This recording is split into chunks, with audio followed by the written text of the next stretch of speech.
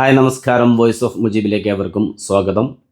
Channel ആദ്യമായി കാണുന്നവർ subscribe ചെയ്യുക, ലൈക്ക് ചെയ്യുക, നിങ്ങളുടെ അഭിപ്രായങ്ങൾ കമൻ്റായി രേഖപ്പെടുത്തുക. ഗ്രൂപ്പ് 1-ൽ സൗത്ത് ആഫ്രിക്കയ്ക്ക് കൂടെ സെമിയിലേക്ക് ആര് മുന്നേറും എന്ന് തീരുമാനിക്കാനുള്ള മത്സരങ്ങൾക്ക് മണിക്കൂറുകൾ മാത്രം. സെമി ഉറപ്പിക്കാനുള്ള പോരാട്ടത്തിൽ നേർക്കുനേർ വരുന്നത് ഇന്ത്യയും വെസ്റ്റ് ഇൻഡീസുമാണ്. ഗ്രൂപ്പ് 2-ൽ നിന്ന് ശ്രീലങ്കയ്ക്കെതിരെ പാകിസ്ഥാൻ ഇന്ന് വിജയിച്ചെങ്കിലും റൺ റേറ്റ് അടിസ്ഥാനത്തിൽ ഇംഗ്ലണ്ടിന് പിറകെ ന്യൂസിലാൻഡ് സെമി ഉറപ്പിച്ചിരിക്കുന്നു.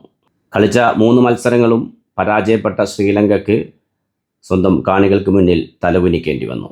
ജയം അതല്ലെങ്കിൽ മരണം, അതിൽ കുറഞ്ഞൊന്നുമില്ല ഇരു ടീമുകൾക്കും ഈ മത്സരം. കൊൽക്കത്തയിലെ ഈഡൻ ഗാർഡനിലാണ് ഇന്ത്യയും വെസ്റ്റ് ഇൻഡീസും തമ്മിൽ ഏറ്റുമുട്ടുന്നത്. കണക്കുകൾ നോക്കുമ്പോൾ ഇന്ത്യക്ക് ആശ്വസിക്കാം. 4 തവണ വെസ്റ്റ് ഇൻഡീസും ഇന്ത്യയും ഏറ്റുമുട്ടിയപ്പോൾ ഇന്ത്യക്കായിരുന്നു ജയം. പക്ഷേ ഇതേ ഗ്രൗണ്ടിൽ തന്നെയാണ് 2016-ൽ West Indies T20 world cup ചാമ്പ്യന്മാരായത്. വെസ്റ്റ് ഇൻഡീസിനും ഇന്ത്യക്കും ഈ വേൾഡ് കപ്പിൽ ഇതുവരെ കളിച്ചതും ഇനി കളിക്കാൻ പോകുന്നതുമായ മത്സരങ്ങളിൽ ഏറ്റവും പ്രാധാന്യമർഹിക്കുന്ന ഒരു മത്സരം തന്നെയാണ്. ഒരു റൺ റേറ്റും തുണയ്ക്കെത്താത്ത മത്സരമാണ്. ജയം മാത്രമാണ് മുന്നിലുള്ള മാർഗം. റൺ റേറ്റിൽ വെസ്റ്റ് ഇൻഡീസാണ് മുന്നിലെങ്കിലും മഴ കളി തടസ്സപ്പെടുത്തിയാൽ മാത്രമാണ് വെസ്റ്റ് ഇൻഡീസിന് ആ റൺ റേറ്റ് ഗുണം ചെയ്യുക. പക്ഷേ മഴ കളി തടസ്സപ്പെടുത്താൻ സാധ്യത വളരെ കുറവാണ്.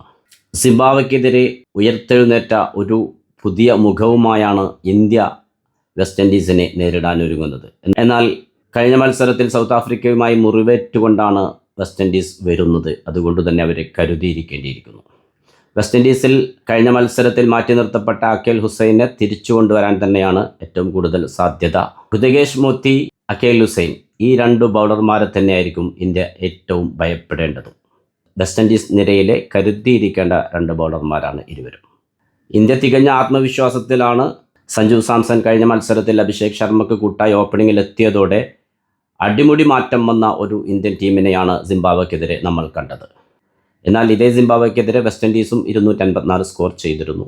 സാധാരണ 20-25 പന്തുകൾ നേരിട്ട് 20-30 റൺസ് എടുക്കുന്ന തിലക് വർമ്മ ഫിനിഷറുടെ റോളിൽ വന്ന് ഒരു മിന്നൽ പ്രകടനമാണ് കാഴ്ചവെച്ചത്.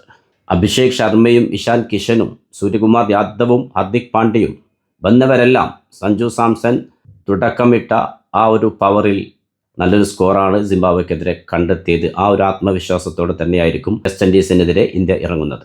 എന്നാൽ വെസ്റ്റ് ഇൻഡീസ് നിരയിലും അപകടകാരികളായ ബാറ്റർമാരുണ്ട്. രാജസ്ഥാൻ റോയൽസിന് വേണ്ടി ഫിനിഷറുടെ റോളിലെത്താറുള്ള ഹിറ്റ്മെയറാണ് 1 ഡൗണായി എത്തുന്നത്.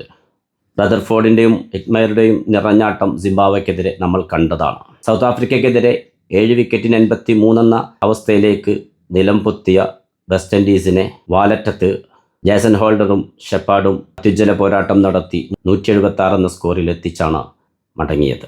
അതുകൊണ്ട് തന്നെ ഇന്ത്യയെ സംബന്ധിച്ചിടത്തോളം വെസ്റ്റ് ഇൻഡീസിനെ തുടക്കം മുതൽ ഒടുക്കം വരെ ഭയപ്പെടേണ്ട ബാറ്റർമാരാണുള്ളത്.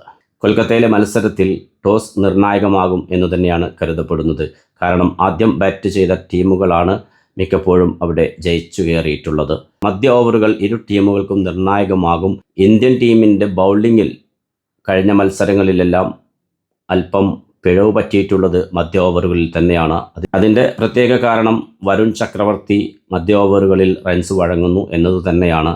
മുന്നേ പറഞ്ഞതാണ്, വരുൺ ചക്രവർത്തി എന്ന ബൗളറാണ് മധ്യ ഓവറുകളിൽ റൺസ് പിടിച്ചു നിർത്തിയിരുന്നത്. പക്ഷേ അദ്ദേഹത്തിന് കഴിഞ്ഞ 2 മത്സരങ്ങളിൽ വേണ്ടത്ര ശോഭിക്കാനായിട്ടില്ല. വരുൺ ചക്രവർത്തിയുടെ ഒരു തിരിച്ചുവരവ് അനിവാര്യമാണ് ഇന്ത്യയുടെ വിജയമുറപ്പിക്കാൻ. അതുപോലെ തന്നെ അക്സർ പട്ടേലിനും ബുംറയ്ക്കുമെല്ലാം പിടിപ്പത് പണിയുണ്ടാകുമെന്നതിൽ സംശയമില്ല. കരീബിയൻ കരുത്തിനെ മറികടന്നുകൊണ്ട് സെമി ഉറപ്പിക്കാൻ ഇന്ത്യൻ ടീമിനാവട്ടെ എന്ന് ആശംസിച്ചുകൊണ്ട് തൽക്കാലം നിർത്തുന്നു. നിങ്ങളുടെ സ്വന്തം വോയിസ് ഓഫ് മുജീബ്. ചാനൽ ആദ്യമായി കാണുന്നവർ സബ്സ്ക്രൈബ് ചെയ്യുക, ലൈക്ക് ചെയ്യുക, നിങ്ങളുടെ അഭിപ്രായങ്ങൾ കമൻ്റായി രേഖപ്പെടുത്തുക.